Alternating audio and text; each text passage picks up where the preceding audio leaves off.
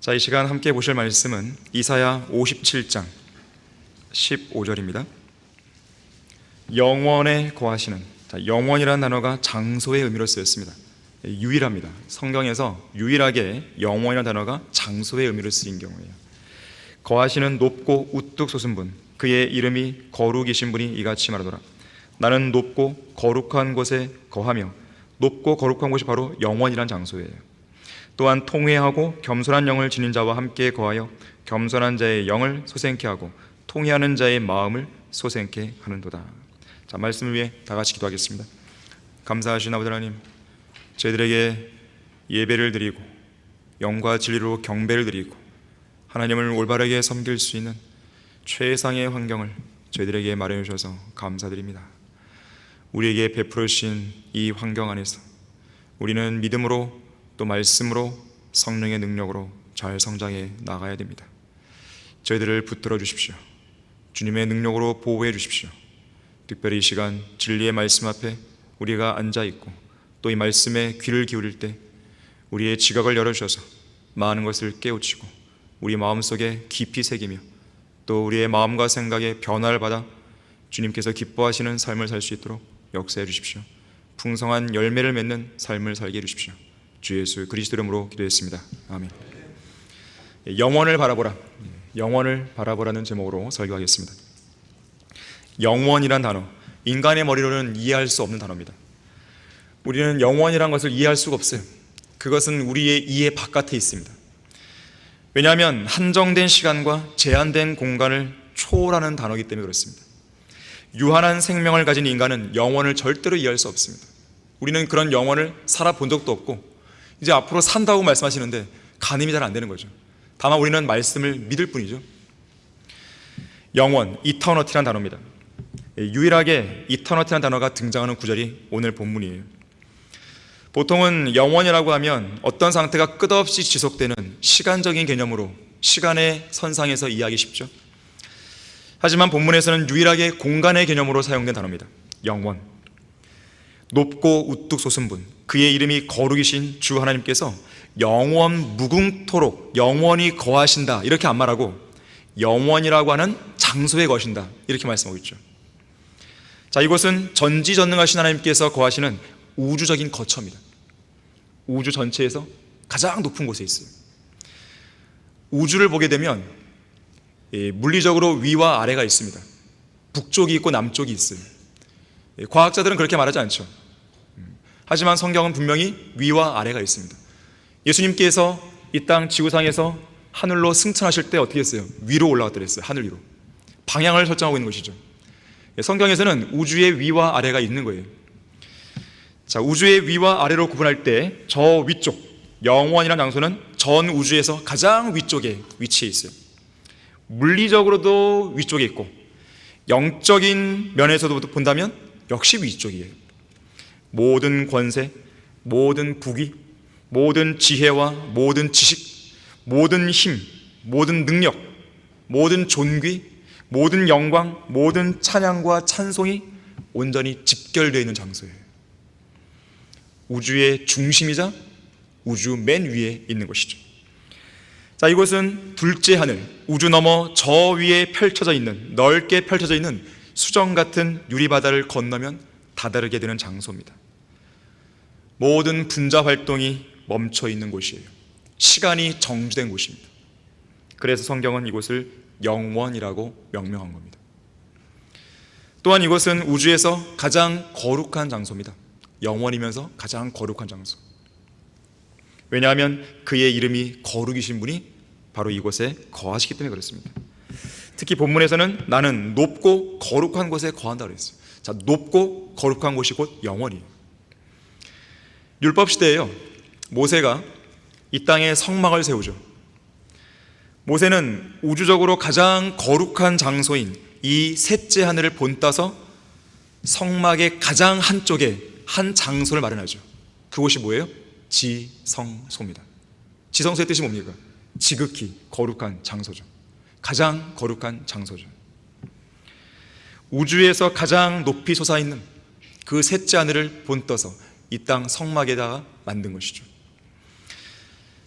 우주에서 가장 높이 솟아있는 이 영원이란 장소는 너무나 거룩해서요, 더러운 죄인들이 온갖 수단과 방법을 다 동원한다 해도 그들 스스로의 힘으로는 절대로 다다를 수 없는 곳이에요. 그래서 성경은 모든 사람이 죄를 지었으므로 하나님의 영광에 이르지 못하는 거예요.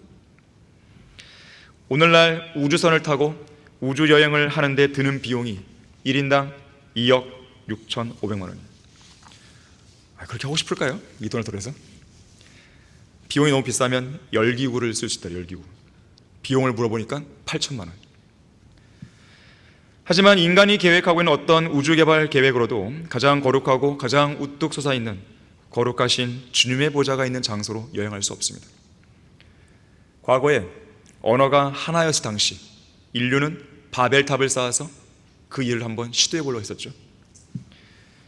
우주여행을 한번 해보려고 한 것이에요. 하지만 그들은 하나님의 심판만 받았죠. 언어가 혼란됐죠.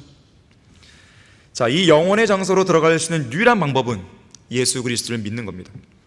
이 땅에서 가장 거룩한 피, 곧 하나님의 피가 흘려진 장소가 바로 갈보리죠. 갈보리 십자가에 달리신 예수님의 피를 통해서 이 영원하고 거룩한 장소에 다다를 수 있습니다. 예수 그리스도의 피는 하나님의 피예요. 인간의 피가 아닙니다. 예수님의 피는 하나님의 피예요. 사람의 피와 달라요. 인간의 피였다면 그 인간의 피로 우리를 구속할 수 없었을 것이에요. 하나님의 피입니다. 그 피는 우주 만물을 거룩하신 하나님과 화해하게 할 수 있는 온 우주에서 유일무이하게 거룩한 피입니다. 골로새서 1장 20절에서 그의 십자가의 보혈을 통하여 화평을 이루고 땅에 있는 것이나 하늘에 있는 것이나 그에 의하여 모든 것이 자신과 화해하게 하시려는 것이라. 자, 이처럼 예수 그리스도의 피로 구속받은 성도들은 가장 거룩하고 가장 높이 우뚝 솟아있는 저 영원의 장소를 향한 마지막 여행을 목전에 두고 있는 사람들입니다.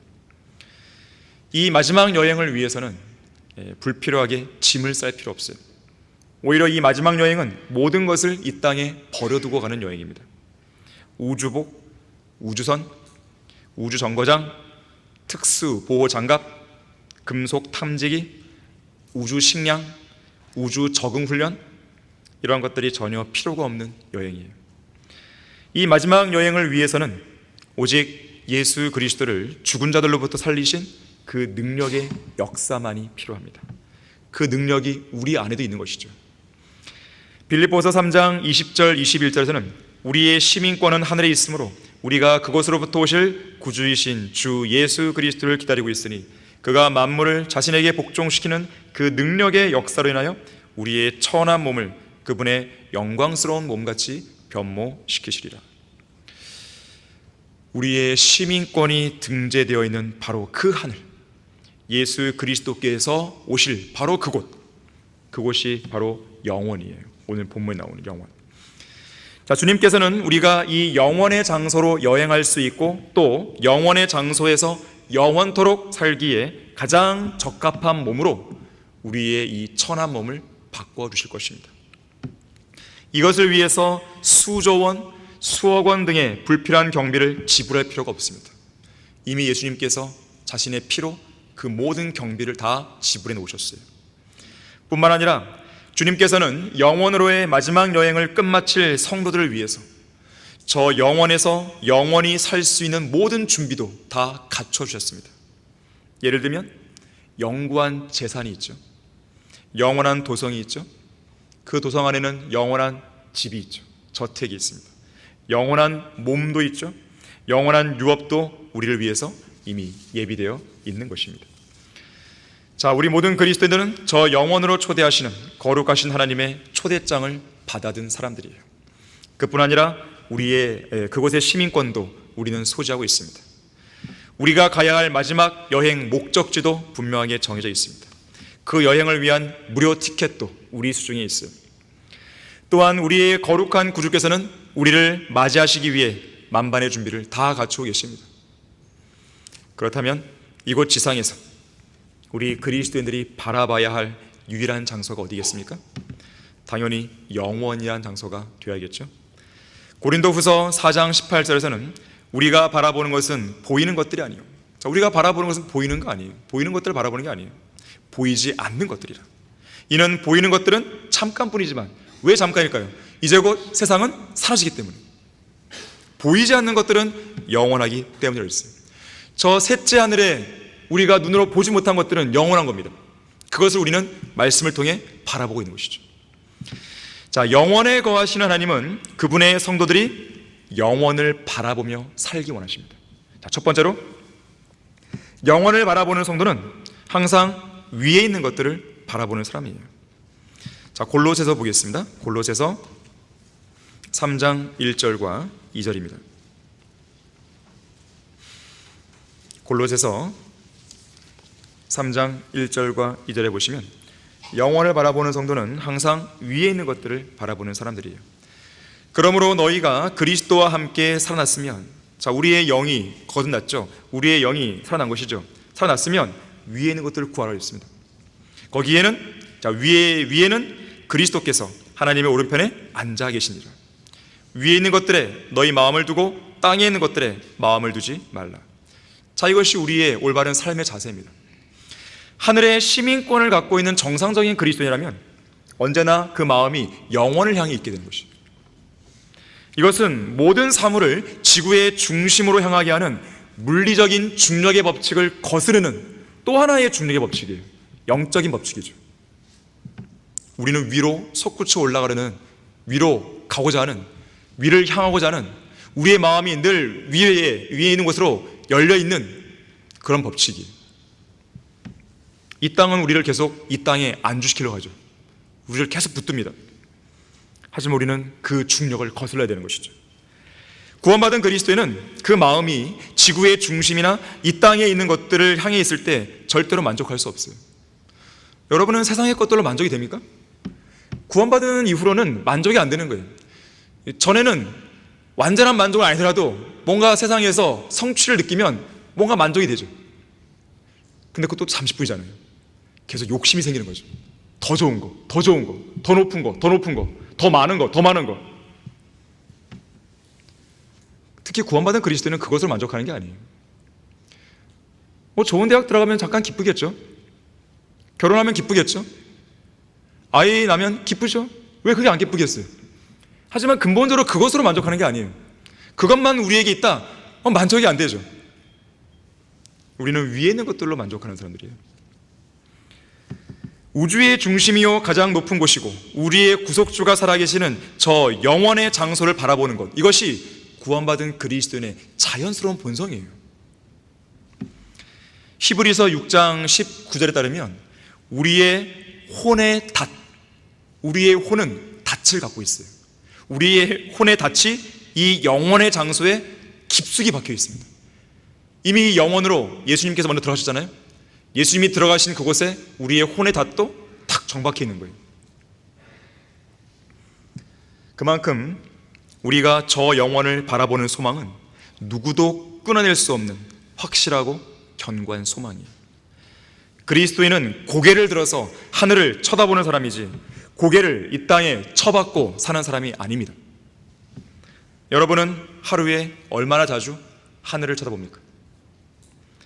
하늘을 딱 쳐다보고 있는데 이리 올라오라는 딱 음성이 얼마나 좋을까요? 자, 이처럼 위에 있는 것들을 향한 간절한 마음을 사도 바울은 그리스도와 함께 있을 욕망이라고 표현했습니다. 우리가 욕망을 가지려면 이런 욕망을 가져야 돼요. 그리스도와 함께 있을 욕망. 물론 예수님은 영으로 우리와 함께 계시죠.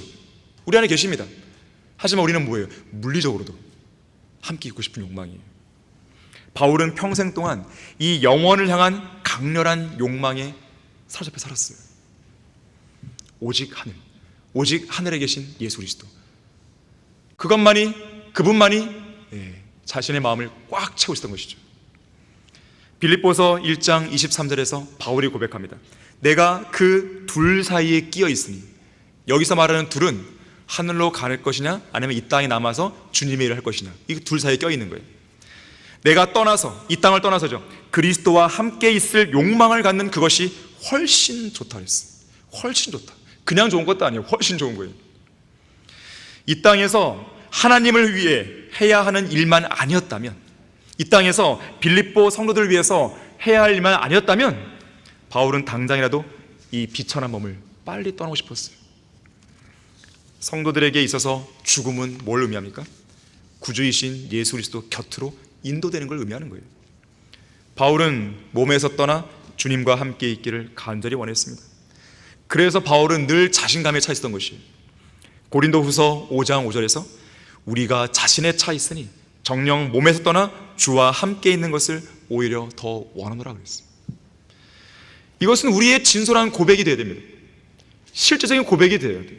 진정성 있는 고백이 되어야 돼요. 정말로 주님과 함께 있고 싶은 거죠. 이 땅이 싫은 거예요. 더 이상 이 땅은 신물 나는 거죠. 지긋지긋한 거죠. 미련도 없는 것이죠. 그런 마음이 있으셔야 돼요. 저는 이 땅이 좋은데요? 이러면 안 되는 겁니다. 우리 안에 내주하시는 성령께서 우리를 위해 확실한 보증이 되어주기 때문에 우리는 늘 자신에 차 있습니다. 우리가 보이는 것들이 아니라 보이지 않는 영원한 것들을 믿음으로 바라보기 때문에 우리는 자신에 차 있는 거예요. 확신이 있는 것입니다. 우리가 믿는 것이 반드시 이루어질 거라고 우리는 확신하는 거예요.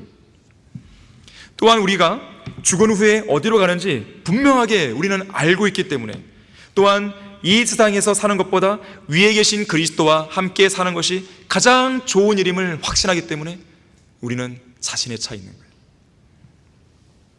스턴이라는 박사가 그런 자신감과 강렬한 열망을 향수병에 비유했어요. 본향을 향한 향수병이다. 우리는 병 하나에 걸려 있어요. 병 하나씩 걸려 있는 거예요. 향수병에 걸려 있는 것이죠. 셋째 하늘에 대한 향수병이 있는 거예요. 근데 참 대단하지 않습니까? 우리는 가본 적이 없잖아요. 보통 향수병은 나의 고향, 내가 태어나고 자라온 그 고향에 대한 향수병이 있는 거잖아요. 하지만 우리는 가본 적도 없지만 향수병에 걸려 있어요. 왜 그런 거죠? 미쳤어요? 왜 그런 거예요 도대체 우리가? 이게 믿음이에요. 이게 믿음이에요. 우리가 성경을 통해서 믿는 믿음이 바로 이것입니다. 하나님께서 그렇게 믿는 성도를 얼마나 기뻐하시겠어요?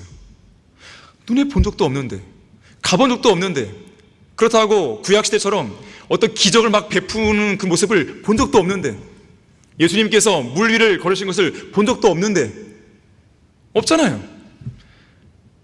혹시라도 저 몰래 환상을 봤습니까 여러분들? 없잖아요. 그런데도 우리는 믿음이 있어요. 강렬한 욕망이 있어요. 하나님께서 그런 성도를 사랑하시는 겁니다. 다른 사람을 사랑하는 게 아니에요. 이 스턴 박사는 마지막 임종을 두고 이렇게 말했어요. 나는 하늘에 있는 나의 고향집에 가기 위한 향수병에 걸려 있다. 이제 모든 기도를 멈추고 그곳에 가려고 한다. 자, 그렇지만 위에 있는 것들을 바라볼 수도 없고 바라보지도 않는 소망 없는 죄인들은 다음과 같은 어느 비참한 철학자의 넋두리만 되낼 뿐입니다. 이 철학자는 이렇게 말했어요. 인간의 삶이란 걱정과 고통으로 점철되어 있고 아무리 노력해도 도달할 수 없고 아무리 노력해도 이룰 수 없는 어떤 목적지를 향해 밤길을 통과해 걸어가는 행로이다. 여러분은 여기에서 어떤 소망을 느낍니까? 소망이 없잖아요. 소망이 없잖아요. 얼마나 암울해요. 얼마나 비참해요. 자기가 가고 있는 어떤 목적지도 몰라요. 막연하게 그냥 가는 거예요. 막연한 시간 여행을 하고 있는 것이죠. 그러다가 언젠가 그냥 죽어버리는 거죠. 그리고 눈을 떠봤더니 지옥인 거예요. 소망이 없죠. 하지만 우리는 달라요. 그래서 우리는 장차 저 영원에서 예수 그리스도와 함께 살게 될 거라는 사실을 항상 의식하며 살아야 됩니다. 아침에 일어날 때도, 밤에 잠을 잘 때도, 열심히 일을 하고 있을 때도, 공부를 할 때도 마찬가지죠. 난 이제 곧 떠날 거야. 난 이제 곧 떠날 거야. 내가 갈 곳은 저곳이야. 고린도후서 12장에 따르면 바울은 생전에 셋째 하늘의 낙원, 영원의 장소에 한번 갔다 온 적이 있었죠. 바울은 그 영원을 잠시나마 맛본 사람으로서 하늘의 낙원에 갔을 때 다시는 이 땅에 오고 싶지 않았을 것이에요. 그래서 바울은 다시 지상으로 돌아온 이후에 언제나 위를 바라보며 살았어요. 언제 그곳에 갈 수 있을까? 그곳에서 눈을 떼지 않았어요. 그곳에 거하게 될 소망을 마음속에 고이 간직하며 살았습니다. 그곳을 향한 강렬한 욕망이 평생 동안 바울의 마음을 사로잡았습니다. 그렇다면 여러분의 인생과 여러분의 마음을 지배하는 강렬한 욕망이 무엇입니까? 로마 가톨릭의 교황들, 정복자들, 왕들, 황제들, 통치자들, 이들의 강렬한 욕망은 뭐였습니까? 땅을 더 많이 차지하는 거죠. 정복자들 아니에요. 모든 종교 지도자들의 강렬한 욕망은 뭡니까? 사람들의 호감을 사는 거예요. 가난하고 소외된 사람을 돌보는 거예요. 하나로 묶여있는 세상을 만들기 위해서 갈등 해소, 사람들 간의 화해와 일치를 이루는 것, 이것이 그들의 욕망이에요. 이 나라 대형 교회들의 강렬한 욕망은 뭘까요? 부동산, 교회 건물, 토지, 교인들의 수, 헌금 액수죠. 그러면 여러분의 인생을 지배하는 강렬한 욕망은 무엇입니까? 조그마한 사회적인 보장입니까? 보험입니까? 건강보장입니까? 인생에서의 성취나 자아실현이에요? 몇 개의 졸업장? 수많은 자격증? 좋은 대학? 좋은 직장? 승진? 화려한 결혼식? 남들보다 더 잘 살고 있는 환경? 여유 있는 생활? 우승컵? 메달? 수많은 상장들? 신문에 이름 내는 것? 세상 지식? 세계 여행? 성황을 이루는 장례식? 결혼식? 수많은 화환들? 과연 여러분의 마음을 사로잡고 있는 강렬한 욕망은 무엇입니까? 만약에 우리의 인생이 앞서 언급한 그런 것들로만 점철되어 있다면 우리는 세상에서 가장 비참한 인생을 사는 사람이에요. 여러분의 마음을 사로잡고 있는 강렬한 욕망은 무엇입니까? 위에 있는 것들이에요? 아니면 땅에 있는 것들이에요? 위에 있는 것들로 여러분의 마음을 사로잡기 위해서 땅에 있는 것들을 과감하게 버릴 그런 의사는 없습니까? 그런 용기는 없습니까? 영원, 곧 위에 있는 것들을 바라봤던 사람들의 가장 큰 특징은 순간의 것들과 영원한 것들을 선택해야 될 그 기로에 있었을 때 항상 순간 것을 버리고 영원한 것을 붙잡았다는 것이에요. 히브리서 11장 25절 26절에서 모세에 대해 이렇게 말하죠. 잠시라고 했어요. 잠시 동안 죄의 낙을 누리는 것보다 오히려 하나님의 백성과 함께 고난받는 것을 택하였고 그리스도의 능력을 이집트의 보화들보다 더 큰 재물로 여겼으니 이는 그가 상 주심을 바라보았습니다. 이렇게 위의 것들에 마음이 사로잡힌 사람들에게는 예수 그리스도의 영원한 왕국에 들어가는 입구가 풍성하게 마련됩니다. 하지만 여전히 구원받았으면서도 여전히 세상 것들, 땅의 것들에 마음을 두는 사람은요, 왕국으로 들어가는 입구가 왜 이렇게 좁은가 그럴 거예요. 들어가긴 들어가는데 막 비집고 들어가는 거죠. 억지로 끼어 들어가는 것처럼 그런 느낌이 드는 거예요. 풍성한 삶을 못 사는 겁니다. 재미가 없는 거예요. 그리스도의 삶이 재미가 없는 거예요. 피곤한 것이에요. 하나님께서 그렇게 안 하셨는데요. 그 사람 좀 이상한 거죠. 영원에 거하시는 하나님께서는 그분의 성도들이 영원을 바라보며 살기 원하십니다. 두 번째로, 영원을 바라보는 성도는 하나님을 만날 준비가 되어 있는 성도예요. 지난 수요일날 오신 분들은 설교를 들었겠지만 아모스 4장 12절이었죠. 본문이. 그러므로 오 이스라엘아, 내가 너에게 이같이 행하리라. 내가 너에게 이것을 행하리니 오 이스라엘아, 내 하나님을 만날 준비를 하라. 영원을 바라보는 성도는 항상 하나님을 만날 준비를 하고 있는 거예요. 펜싱 경기에서 주심이 양 선수에게 시합 시작을 명령해도 되는지 선수의 준비 상태를 확인하기 위해 Are you ready라고 묻습니다. Are you ready? 준비됐어요? 묻는 거예요. 시합할 준비 됐어요? 저 영원에 계신 하나님께서도 우리를 향해서 하나님을 만날 준비가 되었는지 묻고 계십니다. 여러분은 준비되어 있습니까? 영광을 주께 235장에서 영광의 주께서 언제 다시 오실지 모르는데 성도들아 준비되었느냐? 본향 갈 준비 됐냐? 묻고 있어요. 거듭난 성도라면 영원에 거하시는 거룩한 하나님을 만날 준비가 되어 있어야 됩니다. 제가 이 시간에 말씀드리는 만날 준비라고 하는 것은 구원에 관해 말하는 게 아니에요. 이미 구원받은 사람은 구원에 관한 한 만날 준비가 되어 있는 거예요. 우린 지옥에 안 가니까요. 그건 보장이 되어 있습니다. 제가 말하는 건 그리스도의 심판석이죠. 그리스도의 심판석에서 주님을 대면할 준비가 되어 있냐 이거예요. 인간의 한계와 어리석음은요, 이 영원이란 시간, 영원을 시간으로 말하기는 어렵지만 영원이란 것을 계산에 넣지 않고 사는 데 있습니다. 영원을 감안 안 하는 거예요. 사람들은 이 땅에서만 뭔가 결산 보려고 그래요. 아니에요. 하나님과의 결산은 이 땅이 아닙니다. 이 땅에서 어느 부분은 결산을 보시죠. 하지만 이 땅에서 결산이 다 끝난 게 아닙니다. 진정한 결산, 궁극적인 결산은 여기가 아니에요. 그리스도의 심판석이지. 영원이란 시간을 계산에 넣지 않은 채 여러분의 인생 계획을 세우거나 여러분의 갈 길에 대해서 타진해 보고 있는 사람은요, 중대한 계산착오를 한 겁니다. 엄청난 계산착오를 한 거예요. 이 수능시험 학생들에게 있어 가장 이 난감한 상황이 어떤 상황이에요? 답은 나왔는데 중간에 덧셈 하나 잘못한 거죠. 뺄셈 하나 잘못한 거죠. 엉뚱한 답이 나와버린 것이에요. 마찬가지입니다. 영원이라고 하는 이 가장 중요한 이 변수를 여러분들의 인생 계획서에서 어떤 계산을 할 때에 이걸 안 넣잖아요? 엄청난 계산착오가 벌어집니다. 심각한 거예요. 그래서 러커만 목사님이 자주 강조하는 말이 있죠. 이 땅에서 일어나는 가장 끔찍한 비극이 뭐냐? 영원히 지속될 것을 위해 아무것도 해놓지 않고 살다가 죽는 거예요. 이건 정말 심각한 문제입니다. 무서운 문제예요. 이거는 무서운 문제예요.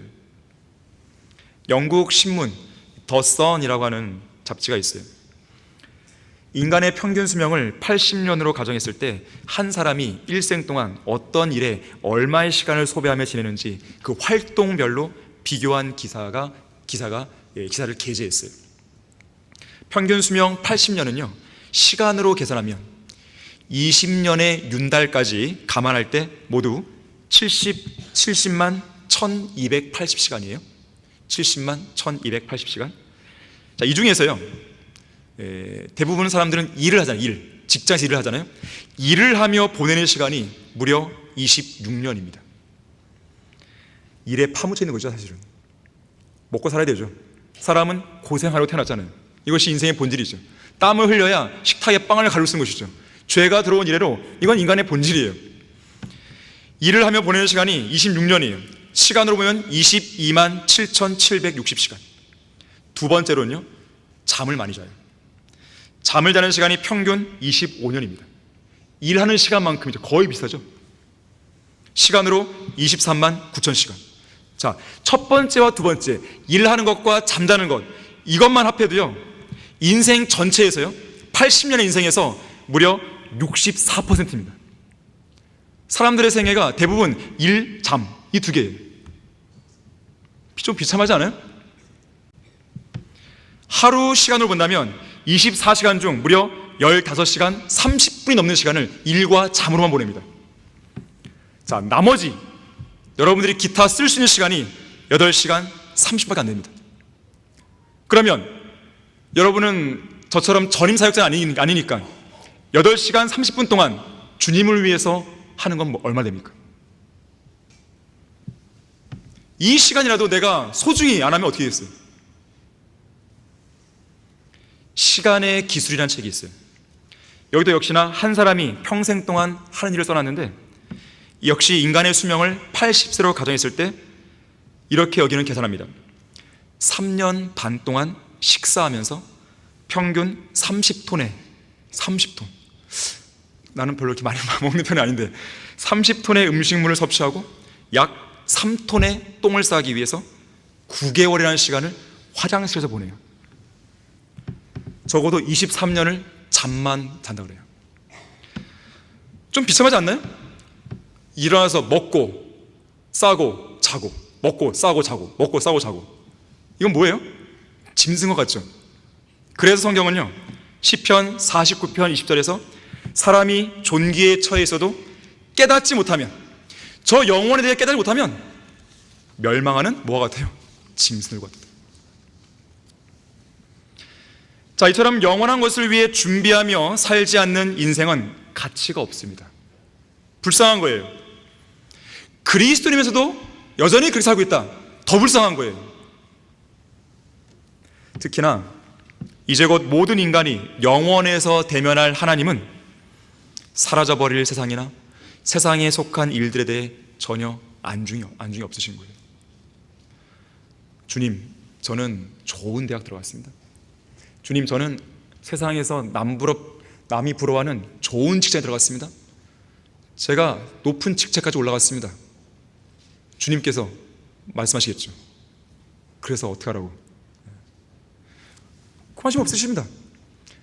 물론 그 직장이나 자기가 하고 있는 전공을 통해서 복음을 전할 기회를 삼았다든지 진리의 말씀을 증거할 기회를 삼았다든지 그럼 하나님이 보시죠. 인정하시죠. 그러나 순전히 자기의 어떤 자아실현, 성취감, 이 땅에서 어떤 의미를 찾는 어떤 모습들, 이것을 위했다, 다 그런 것들은 부질없는 거예요. 신중하셔야 됩니다. 여러분의 시간을 쓰는 걸 신중하셔야 돼요. 루디아드 키플링이라는 사람이 어느 졸업식에서 졸업생들에게 이렇게 말합니다. 돈이나 명예나 권력을 너무 추구하지 마십시오. 언젠가 여러분은 돈이나 명예나 권력에 대해 전혀 개의치 않는 한 분을 만날 것입니다. 그때 여러분은 자신의 모습이 얼마나 초라한지 알게 될 겁니다. 이 땅에서는 떵떵거리며 사는 사람이 주님 앞에서는 엄청 초라해지는 것이죠. 그렇게 될 수 있는 거예요. 자, 여러분에게 돈이 있다면, 여러분에게 명예가 있다면, 여러분에게 지식이 있다면, 여러분에게 권력이 있다면 복음과 진리를 증거하기 위해서 그 도구로 쓰셔야 돼요. 그러면 그것을 인정받을 수 있습니다. 하지만 설령 이 땅에서 그런 것이 없다 하더라도 여러분이 낙심할 필요가 없어요. 그것이 없다 하더라도 내가 주님을 위해 살 수 있는 기회는, 방법은 많이 있기 때문에 그렇습니다. 우리가 대면할 주님은 어떤 분이세요? 영원하고 눈에 보이지 않으며 위에 있는 것들에 대해 관심이 집중되어 있으시죠? 그래서 그런 것들을 위해 우리의 인생을 써야 됩니다.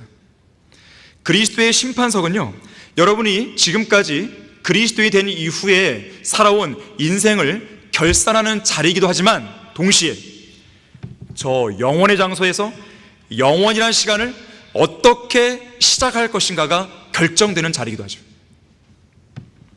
주님과 대면하게 될 그 공식적인 자리에서 영원한 영광의 비중을 결정하게 될 대대적인 우주적인 심판이, 우주적인 재판이 그날 이루어지게 되는 것입니다.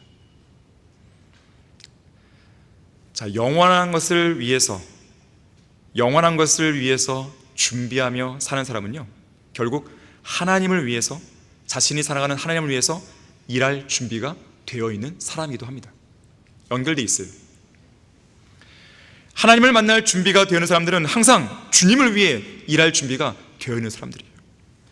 주의 율법을 찾고 행하며 율법을 이스라엘에게 가르칠 것을 마음으로 준비했던 에스라가 그랬죠. 모세가 그랬고, 여호수아가 그랬고, 다윗이 그랬고, 유다의 부흥을 주도했던 신실한 왕들이 그랬고, 신약의 사도 바울이 특히 그랬죠. 뿐만 아니라 주님을 따라 피 흘린 발자취를 따라갔던 수많은 성경대로 믿는 그리스도인들이 주님의 어떤 명령에도 응할 수 있는 준비를 하며 살았던 것이에요.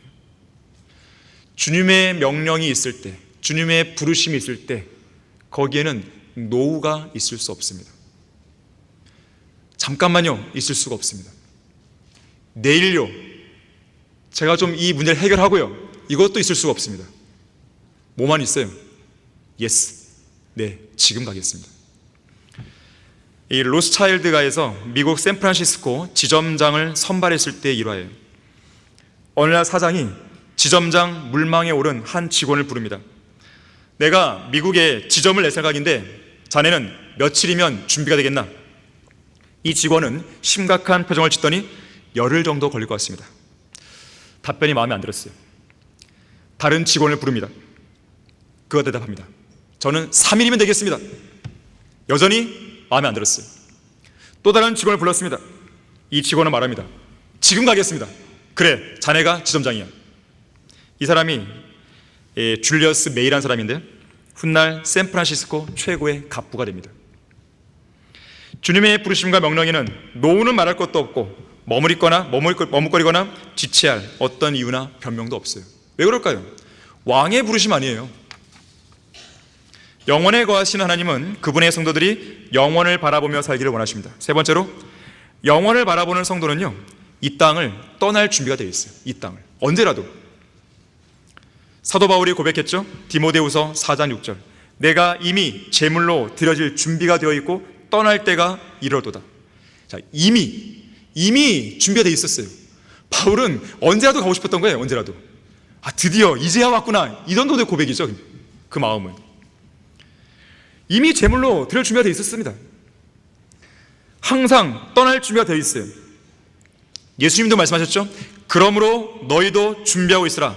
너희가 생각지 않은 시간에 인자가 오리라.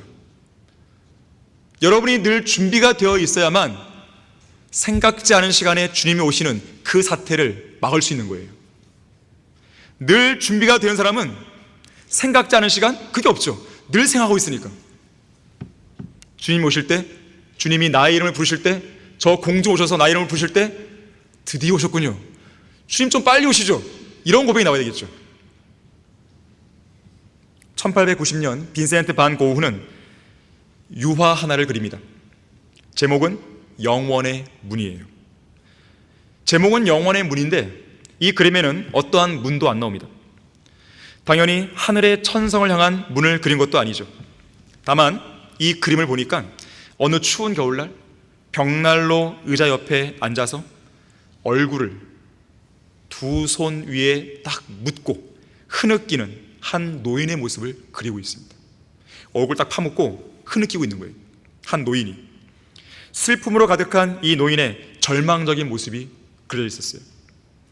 자, 이 그림은 빈센트 고흐 자신입니다. 이 빈센트 고흐는 권총으로 자살했거든요. 권총으로 자살하기 불과 며칠 전에 자신의 모습을 그린 거예요. 다시 말하자면 거룩한 주님이 계신 영원의 처소가 아니라 지옥이라고 하는 또 다른 영원의 문으로 다다르게 될 구원받지 않은 자신의 소망 없는 절망적인 내면 세계를 그린 겁니다. 반 고흐는 영원의 문을 그렸지만 정작 자신은 떠날 준비가 안 되어 있는 거예요. 지금 떠나는 순간 어떻게 되는 거예요? 지옥 가는 거죠. 준비가 안 되는 거죠. 설령 구원을 받은 누군가가 있다 하더라도 떠날 준비가 되어 있지 않는 사람의 모습은요, 반 고흐의 이 모습과도 비슷한 거예요. 지옥만 안 갈 뿐이죠. 절망적인 건 비슷합니다. 그리스도의 심판대에서 아무것도 없기 때문에. 여러분 그런 적 있습니까? 중간고사를 딱 보는데 아는 문제가 한 개도 없는 거예요. 머리가 막 하얗게 되는 거죠. 시험 범위를 잘못 알아가 버린 거죠. 얼마나 이거 난감해요. 얼마나 끔찍해요.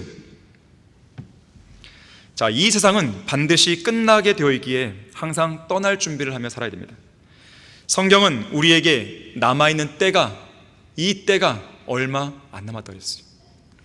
주님의 말씀을 통해 창조되었고 그 동일한 말씀으로 현재까지도 보존되고 있는 이 세상은 결국 주의 말씀을 통해 멸망할 것입니다. 그래서 우리가 자주 말하잖아요. 세상은 뭐와 같아요? 부도난 회사와 같은 거예요. 부도난 회사에 투자하는 사람 봤습니까? 그런 사람은 없어요. 자, 결국 이 세상은 막을 내리게 됩니다. 연극은 끝납니다. 연극의 배우들은 반드시 무대에서 퇴장해야 돼요. 무대와 소품은 정리해야 됩니다. 모든 경기도 끝이 나고 운동선수는 경기장을 나가야 됩니다. 운동기구들도 다 정리해야만 하는 그런 때가 오는 것이죠. 어느 누구도 1분 뒤의 일을 예측할 수 없다는 것이 인간의 본질이에요. 하나님께서 정리하라고 하시면 정리해야 됩니다. 그게 인생이에요. 특히나 성경은 이 세상의 형체가 사라져간다고 그랬어요. 석유 매장량 40년 정도 사용할 분량만 남아 있습니다. 천연가스 60년, 석탄 200년도 사용하지 못할 양만 남아 있어요. 물 부족 현상이 심화되고 있죠. 요즘에는 물 부족한 정도가 아니라 물 기근 국가들이 나오죠. 성경은 우리에게 우주의 모든 구성 요소들이 불타 없어질 거라고 경고합니다. 세상도 세상의 정욕도 다 사라진다고 했어요. 더럽고 추하고 낡은 모든 것들이 다 사라질 것입니다. 이전 것들이 다 사라져버리는 것이에요. 그런 세상과 우리는 언제나 결별할 준비가 되어 있어야 돼요.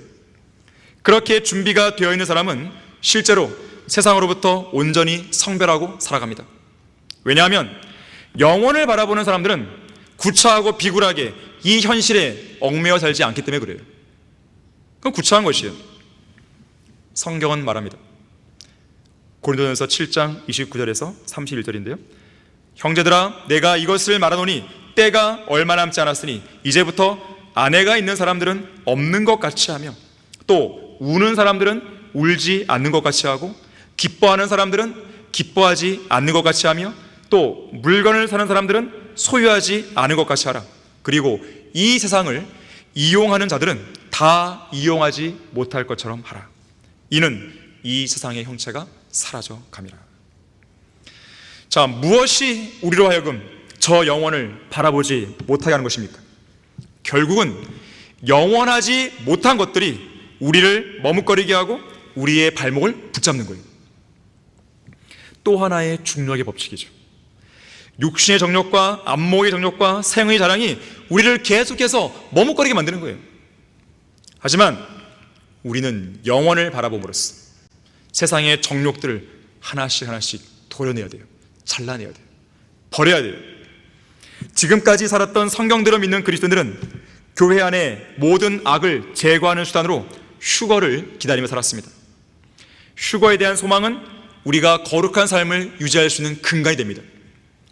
요한일서 3장 2절과 3절에서는 그리스도 안에서 이 휴거의 소망을 가지는 사람은요, 누구나 주님이 정결하신 것처럼 자기 자신을 정결케 한다고 했어요. 이제 곧 주님을 만날 거란 생각을 하는 사람이 죄를 짓겠습니까?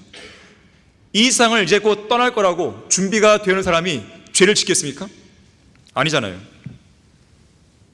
나의 사랑, 나의 어여쁜 자야, 일어나 떠나자. 우리는 미련 없이 떠나야 됩니다. 20세기 미국의 대표적인 복음주의 목사 A.W. 토저는 말했습니다. 오늘날 예수 그리스도의 재림에 대한 진정한 열망이 없는 이유는 현대 그리스도인들이 이 세상에서 사는 삶이 너무나 편안해서 이 세상을 떠나고 싶은 욕구가 거의 없기 때문이다 그랬어요. 그냥 이 땅에 앉아오고 싶은 거죠. 이 바빌론 포로에서 이스라엘 백성이 돌아올 때요, 다 돌아온 게 아닙니다. 돌아온 사람들이 불과 5만 명 내외입니다. 대부분의 유대인들은 페르시아, 바빌론, 페르시아 그 지역에 다 안주해 있었어요.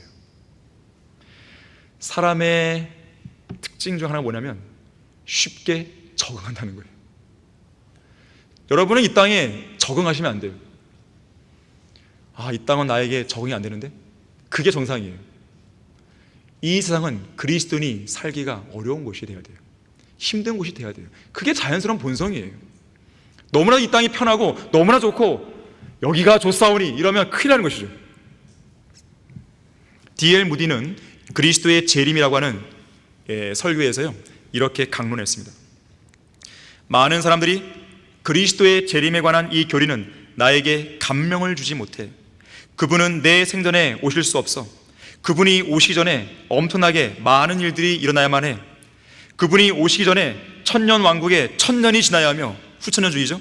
그가 오시기 전에 의인들은 번성하고 악인들은 쇠퇴해야 돼 라고 말합니다. 저도, D.L. 무디도 저도 전에는 그렇게 생각했습니다. 하지만 여러분, 저는 하나님의 말씀을 좀 더 잘 알게 된 이후에 그러한 말이 하나님의 계획이 아닐 뿐 아니라 성경에서 가르치고 있는 것도 아님을 알게 되었습니다. 이 세상은 더 나아지고 있지 않으며 마치 파선한 배와 같습니다. 또한 이 세상은 바위 위에 부딪혀 산산조각이 날 때를 기다리고 있습니다. 그러나 하나님께서는 잃어버린 혼들을 구원하기 위해 할 수 있는 모든 것을 여러분이 하기를 원하십니다. 어떤 사람들은 그런 건 설교하지 말아요.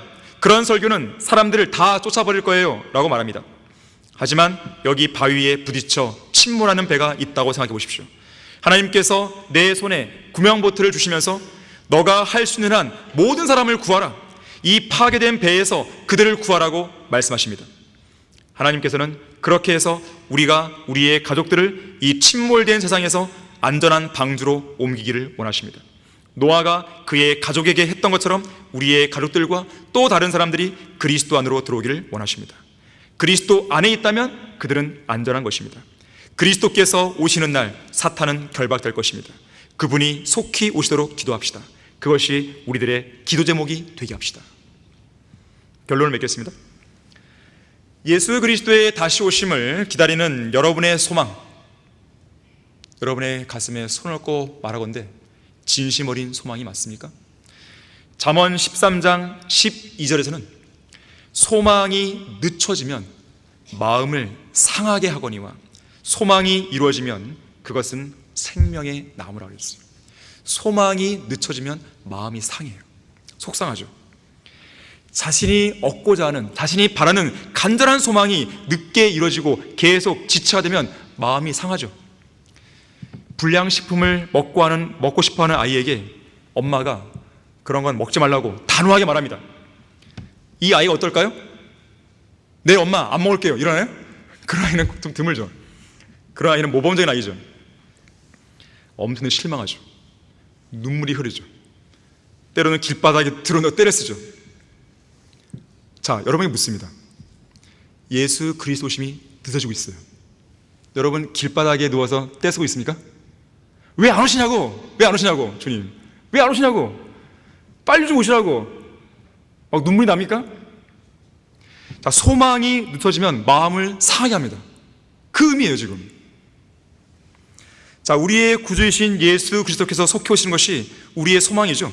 그 복된 소망, 곧 위대한 하나님이신 우리 구주 예수 그리스도의 영광스러운 나타나심을 기다리게 하셨습니다. 성경대로 믿는 그리스도인들은 앞서 이야기했지만 하늘의 본향을 향한 간절한 그리움에 지독한 향수병에 걸리는 사람들입니다. 주님께서 공중으로 오시는 일을 조금 더 지체하고 조금 더 지체한다는 이 사실이 우리 마음을 너무나 상하게 만드는 것이죠. 어젯밤에 오실 줄 알았는데 안 오셨어요. 혹시 아침에 속상한 분이 계셨습니까? 오늘 아침에 오실 줄 알았는데 아직까지 안 오셨어요. 속상하십니까? 속상하셔야 돼요. 속상하셔야 됩니다. 오늘 밤에도 오시겠지? 네. 자, 그러한 속상한 마음 오래 가지 않을 겁니다. 이제 곧 저 영원을 향한 마지막 여행이 시작될 것이에요. 우리가 걷고 있는 이 순례의 길 영원히 지속되는 게 아니에요. 우리가 싸워야 할 믿음의 선한 싸움 끝납니다. 걱정 마세요. 고난 때문에 힘듭니까? 걱정 마세요. 끝납니다. 우리는 지금 유리바다 건너편 저 하늘 본향에 있는 영원한 도성 새 예루살렘의 밝게 빛나는 진주문을 지금 바라보고 있는 거예요. 바로 코앞에 있어요. 지금 여러분이 바라보고 있는 것은 무엇입니까? 저 하늘입니까? 아니면 이 땅입니까? 세상에 보이는 것들입니까? 아니면 저 영원에 있는 보이지 않는 것들입니까? 조금만 더 인내로 견디면서 오늘도 내일도 주님 오실 때까지 저 영원을 바라보며 살아가는 여러분 모두가 되길 바라겠습니다. 자, 기도하겠습니다. 감사하신 아버지 하나님, 우리가 구원받은 그리스도인이 되고 난 이후, 특별히 성경대로 믿는 사람들이 되고 난 이후 우리의 마음을 붙잡고 있는, 우리의 욕망을 붙잡고 있는 가장 큰 것 하나가 바로 예수 그리스도의 재림을 기다리는 소망입니다. 이것은 우리에게서 큰 변화입니다. 우리는 그전에 주님의 오심을 갈망하지 못했습니다. 하지만 바른 말씀을 알고 나서는 우리는 갈망하게 된 것입니다. 혹시라도 재림에 대한 소망을, 그 간절한 소망을, 강렬한 소망을 약화시키는 그 무언가 있습니까? 그 모든 것들을 우리 안에서 제거해 주시고 주님을 기다리는 그 소망으로 우리의 마음을 가득 채워 주십시오. 주 예수 그리스도 이름으로 기도했습니다. 아멘.